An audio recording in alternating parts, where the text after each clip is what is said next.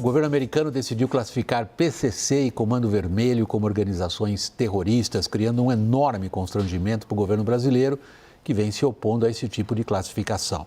E às vésperas de uma eleição, na qual o governo Lula tem como principal vulnerabilidade o que é percebido pelo público em geral como incapacidade de combater o crime organizado.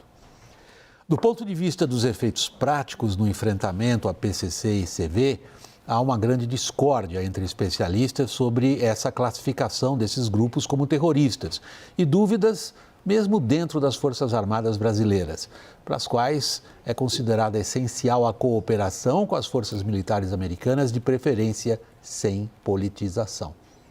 Mas é exatamente a politização o ponto central neste momento.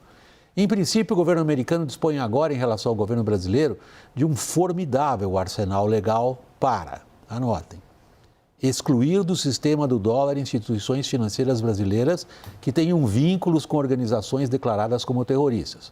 2.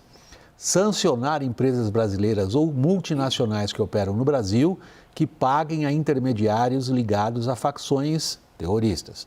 3. Barrar a entrada nos Estados Unidos de pessoas com qualquer tipo de ligação a esses grupos. Mas a questão central é política, em duas esferas. A nova doutrina de segurança nacional americana exige dos países desta área alinhamento total com o que os Estados Unidos considerem questões de seu interesse, inclusive na área do crime transnacional.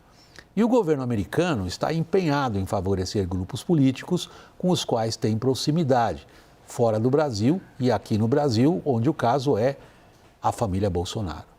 Nesse sentido, é um instrumento do governo americano, essa classificação, de coerção diplomática e, eventualmente até militar, e de ajuda política a Flávio Bolsonaro, antes das eleições.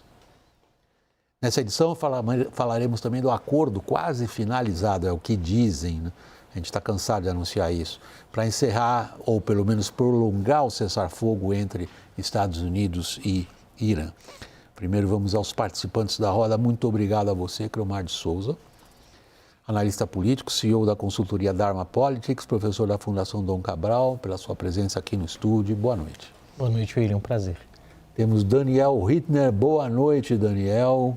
Lourival Santana, prazer como sempre tê-lo a bordo. Caio Junqueira, boa noite. Os Estados Unidos anunciaram nesta quinta-feira que vão classificar o PCC e o Comando Vermelho como organizações terroristas.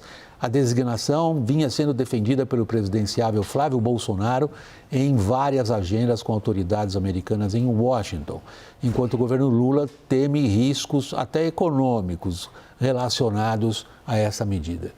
Vamos tentar entender os impactos disso, confira.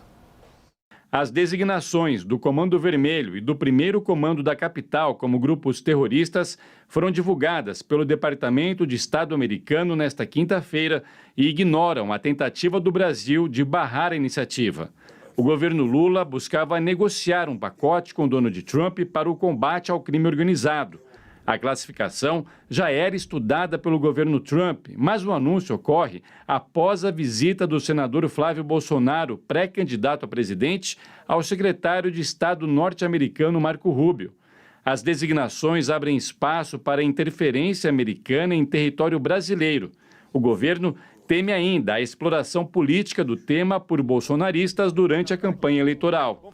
Rubio diz que o governo Trump usará todas as ferramentas disponíveis para assegurar os interesses dos Estados Unidos e interromper o fluxo de recursos que financiam narcoterroristas violentos. A medida dá instrumentos a Washington para impor restrições capazes de afetar o sistema financeiro brasileiro.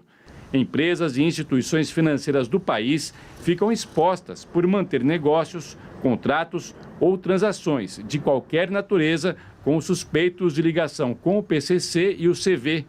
Historicamente, os Estados Unidos impõem estas designações contra organizações políticas paramilitares no Oriente Médio e na América Latina. Mas Donald Trump tem utilizado a medida como um instrumento de pressão em meio a um discurso de guerra às drogas dentro dos Estados Unidos.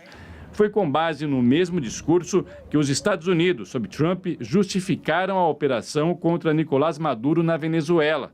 realizaram uma operação com forças militares do Equador contra cartéis locais. Ameaçaram atacar militarmente grupos do México, mesmo que sem o aval de autoridades locais, e apoiaram publicamente um candidato que terminou eleito na eleição presidencial em Honduras.